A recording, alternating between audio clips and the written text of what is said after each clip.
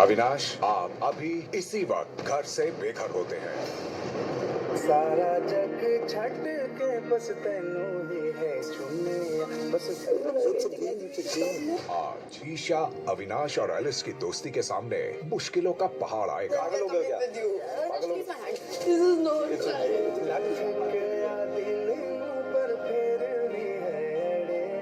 मुझे नहीं रहना यार, मुझे रहना ही नहीं है। I am going out.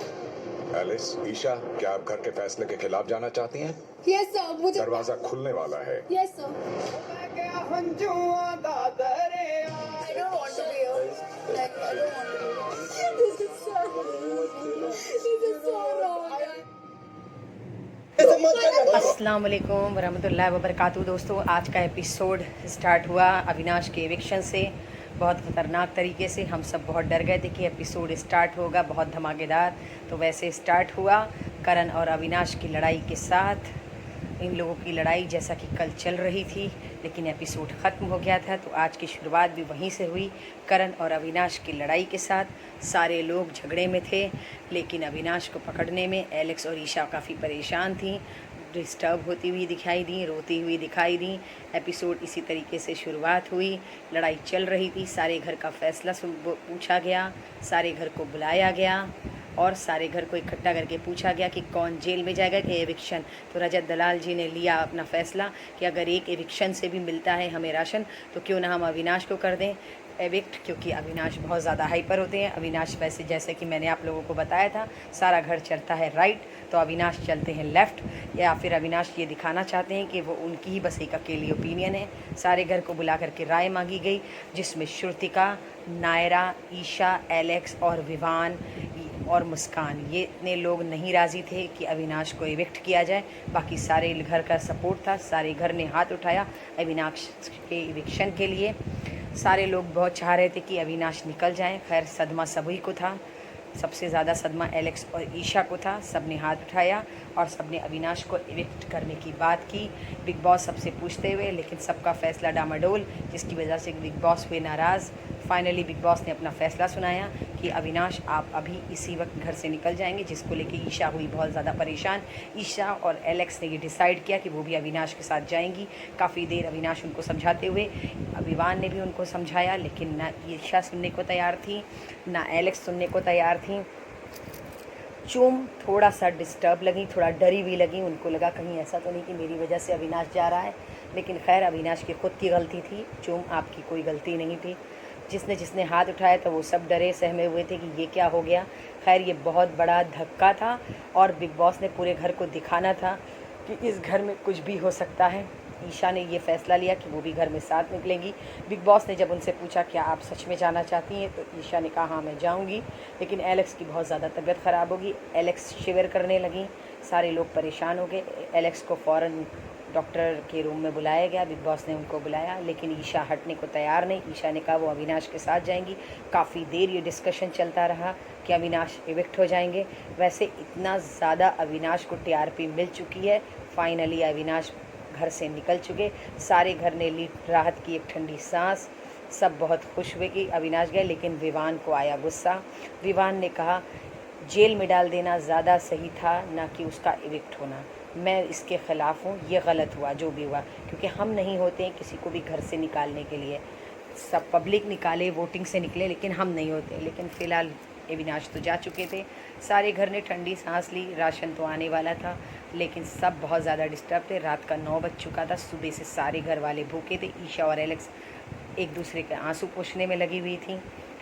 तभी बिग बॉस ने इतना ख़तरनाक फ़ैसला सुनाया। बिग बॉस ने अविनाश को जेल में विथ राशन भेज दिया, जिसकी वजह से पूरा घर शॉक्ड हो गया। सारा बहुत गुस्से में दिखाई दी। उन्होंने ये कहा हमारे प्रोफेशन को अविनाश ने बोला है। खैर, अविनाश ने कल बोला था कि ये है माइंड रीडर, ये है माइंड कोच, इस तरीके से इनको इंट्रोड्यूस किया जाता है, जिसकी वजह से सारा बहुत रोती हुई दिखाई दी। आरफीन की आंखों में भी आज आंसू देखा। सारा को ये लगा कि हाँ तो फिर ये कह दो कि हम लोग अपने बच्चे छोड़कर यहाँ पर आए सबका माइंड रीड करने। बहुत ज़्यादा गुस्से में सारा ने अपने आप को मार लिया एक थप्पड़। मैं भी बड़ी शॉक्ड हो गई थी कि ये क्या हो गया। वो इतनी ज़्यादा डिस्टर्ब थी, या फिर ये कह सकते हैं भूख सकते हैं, सबके सर पे चढ़ चुकी थी। सब बहुत ज़्यादा भूखे थे, जिसकी वजह से किसी को कुछ भी समझ में नहीं आ रहा था कौन क्या कर रहा है। शिल्पा जी पहुंची सारा को समझाने के लिए, लेकिन सारा किसी भी हाल में समझने को तैयार नहीं। फाइनली जेल के अंदर राशन पहुंच चुका था और राशन के साथ पहुंच चुके थे अविनाश। ईशा और एलेक्स बहुत खुश हुई, लेकिन सारे घर को लगा एक धक्का। मैं भी डर गई थी कि ये क्या कर दिया बिग बॉस ने। अरे यार, इस इंसान को पता नहीं क्यों मुझे अविनाश बिल्कुल भी पसंद नहीं है ये कैरेक्टर। लेकिन वही कहते हैं ना, जो बिल्कुल भी पसंद नहीं होता। अब इसके अंदर तो और एरोग्रेंट आ गया, अब इनके अंदर और सुपीरियरिटी कॉम्प्लेक्स आ गया कि मैं सुपीरियर हूँ, देखो बिग बॉस मुझे वापस ले आए, अब मैं तुम सबको मज़ा चखाऊंगा।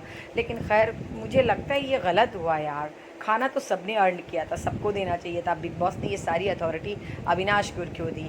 पता नहीं, ये बिग बॉस का घर है भाई, यहाँ माइंड का गेम चलता है। कौन कब कहाँ सोचता है, क्या करता है, नहीं समझ में आता।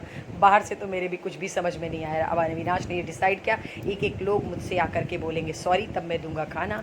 जिसकी वजह से रजत दलाल जी हुए बड़े गुस्से में। उन्होंने कहा ना खाना तुम किसी को नहीं दोगे तो खाना हम बनने भी नहीं देंगे, ना हम तुमको रात भर सोने देंगे। और अविनाश अपने ही एटीट्यूड में, अपने ही रंग में उन्होंने कहा सब लोग आके मुझसे सॉरी बोलेगा तब। आरफीन ने बहुत ज़बरदस्त फैसला सुनाया, मैं तो इस बात पर खूब ताली बजाई। आरफीन ने कहा मैं टाइम्स ऑफ गॉड हूँ, मैं खाना नहीं पकने दूंगा जब तक पूरे घर को खाना नहीं मिलेगा। खाना किचन में नहीं पकेगा चाहे किसी को भी। अब अविनाश गए फंस, क्योंकि वो एलेक्स और ईशा को खाना देते, नायरा को खाना देते, मुस्कान को देते। अब ये चार भी नहीं खा सकती, क्योंकि जब तक पूरे घर को खाना नहीं मिलेगा खाना किचन में नहीं बनेगा। ये फैसला आरफीन ने बहुत ज़बरदस्त सुनाया, मेरा तो दिल खुश हो गया, मज़ा आ गया। और हेमा बेचारी के चेहरे से दिख रहा था कि बेचारी बहुत भूखी हैं। चाहत पांडे जी भी बहुत भूखी हैं बेचारी, सब चेहरे से लग रहा था। लेकिन अविनाश को तो बाप रे, अविनाश को इतना घमंड था कि वो वापस लौट आए हैं, उनके हाथ में राशन है, वो जेल में ही रहेंगे और सबको भूखा रखेंगे और सबको ये कहेंगे कि सब लोग एक एक लोग आके मुझसे सॉरी बोलो, जब तक मुझसे माफ़ी नहीं मांगोगे मैं खाना नहीं दूंगा। खैर ये गलत था। अगर आप कहीं गलत थे तो कहीं करण भी गलत थे, और कहीं अगर आप गलत थे तो कहीं चुम भी गलत थी, और कहीं अगर आप गलत थे तो आरफीन भी गलत थे। सब गलत था, ऐसा नहीं है, सबको अपनी अपनी गलती। लेकिन आप अकेले नहीं होते सॉरी बोले। जब उन्होंने कहा सॉरी बोलना होगा तो आरफीन ने कहा ठीक है मुझे भी सॉरी बोलो। चूम आई, उन्होंने भी कहा कि मैंने जो कहा था जिस वर्ड को उसको ट्विस्ट करके मत बोलिए। चुम ने भी, लेकिन अविनाश का एरोगेंट तो उनके चेहरे से झलक रहा था। लेकिन आरफीन को जिस तरीके से अविनाश ने बोला वो मुझे बिल्कुल भी अच्छा नहीं लगा। सही बात है, वो बंदा बहुत ज़्यादा मैच्योर है, बहुत ज़्यादा सेंसिबल है, इस तरीके का बिहेवियर नहीं करना चाहिए।